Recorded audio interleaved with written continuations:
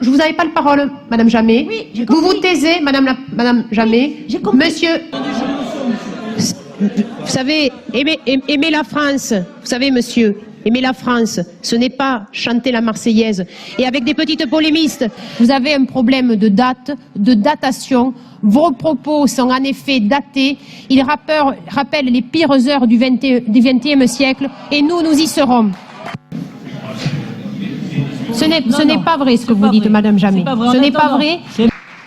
Je suis heureuse que nous n'ayons pas les mêmes goûts artistiques. Et puis, ce qui est triste quand même dans vos propos, c'est que vous parlez de concertation citoyenne, mais dans les municipalités tenues par le Front National, où est la concertation citoyenne? Vraiment une image caricature. Non, Monsieur Remise, vous n'avez pas la parole et vous n'avez pas à me couper la parole.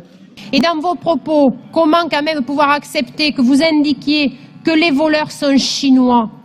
Mais vraiment, nous sommes dans une bassesse qui est terrible. Vous vous taisez, Madame Jamet. Moi, Non, j'ai pas de leçon à recevoir de vous, monsieur le maire. Non, moi je m'adresse à l'ensemble de la population. Voilà. Sous en plus un roi, le roi Soleil, qui avait cet amour de l'architecture, qui avait cet aspect de la magnificence. Mais c'est un siècle qui avait quand même un manque crucial. C'est qu'il n'y avait pas les valeurs de la République. C'est que nous étions à l'époque de la féodalité. Féodalité des femmes et des hommes, féodalité aussi sur les esprits. En fonction de son milieu social de naissance, l'égalité des chances n'existait pas. L'accès à l'éducation, l'accès à la santé.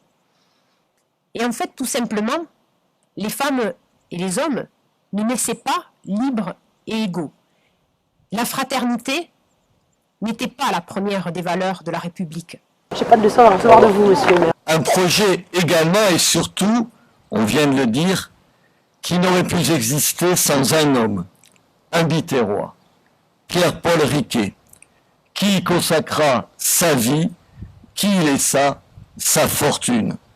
Une sorte, au fond, de partenariat public-privé, avant l'heure, mais en un temps où c'était le public qui faisait les bonnes affaires et le privé qui risquait son capital.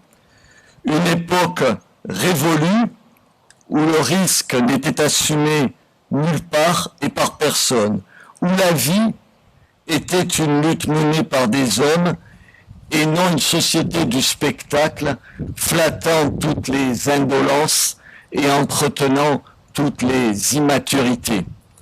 Une époque où l'on construisait pour les siècles à venir et pas seulement pour son mandat ou pour ce qu'en dira la presse. J'ai pas de leçon à recevoir de vous, monsieur.